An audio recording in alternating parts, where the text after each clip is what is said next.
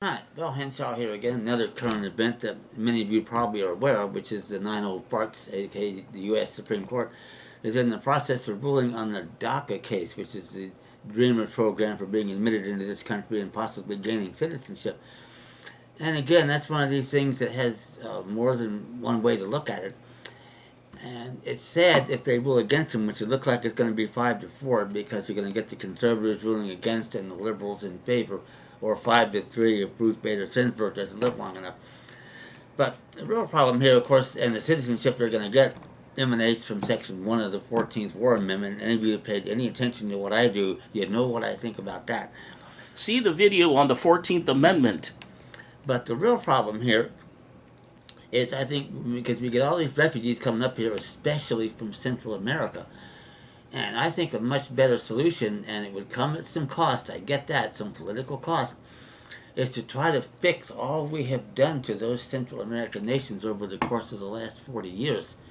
And I speak particularly here about Nicaragua being one that's in the mix, and South American countries too, Venezuela and Argentina and others, that we've taken over control. And anybody who followed Dave Irma, who talks a lot about the activities of the FBI and the CIA with Agents Wilson and Turple, you know that we've had a lot to do with changeovers in governments going back at least 40 or 50 years, including Juan Perón in Argentina, to name one key one, and the current guy in Venezuela, whose name escapes me right now.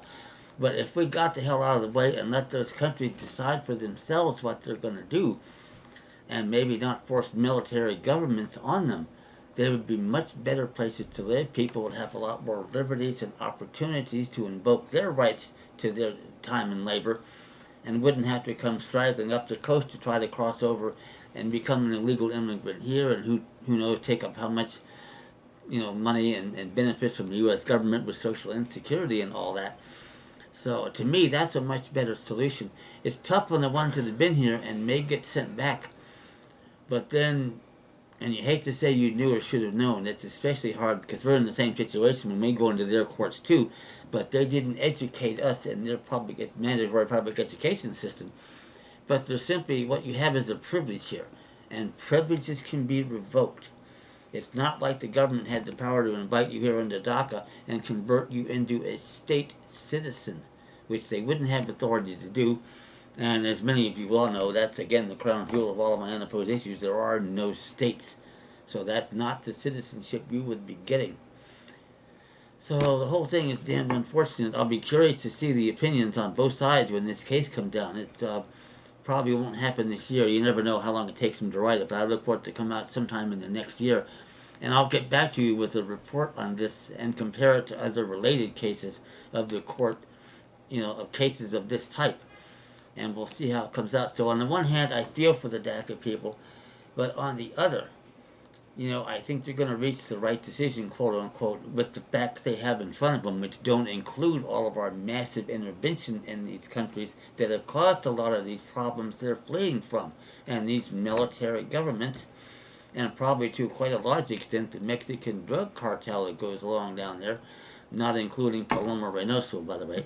But that said, there's a lot of things we've done wrong that have caused these problems, and we should take account of it and make good on it in the best way that we can. That may be a careful expenditure of monies in these countries, being careful to assure the money gets to where it's supposed to go to, and things like that, and fix those nations as much as we can and rebuild them as republics.